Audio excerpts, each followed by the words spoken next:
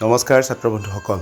উচ্চতৰ মাধ্যমিক দ্বিতীয় বৰ্ষৰ ইতিহাস বিভাগত এটা প্ৰশ্ন সাধাৰণতে আহে যে ভাৰতবৰ্ষৰ এখন মেপ আঁকি তাত ৰাজনৈতিক, সামাজিক আৰু অৰ্থনৈতিক তথা ঐতিহাসিকভাৱে প্ৰয়োজনীয় কেতবোৰ স্থান বহুৱাব লাগে। ভাৰতবৰ্ষৰ মেপখন কিদৰে অতি সহজতে আঁকিব পাৰি সেই সম্পৰ্কে এই ভিডিঅ'টোত আলোচনা কৰা হৈছে। ছাত্ৰ ছাত্ৰীসকলে ভিডিঅ'টোৰ প্ৰত্যেকটো স্তৰ খুঁটি নাটি মাৰি চালে ভাৰতবৰ্ষৰ এখন সৰ্বাংগ সুন্দৰ মেপ আঁকিবলৈ সক্ষম হ'ব। আহকচোন ভিডিঅ'টো আমি চাওঁ।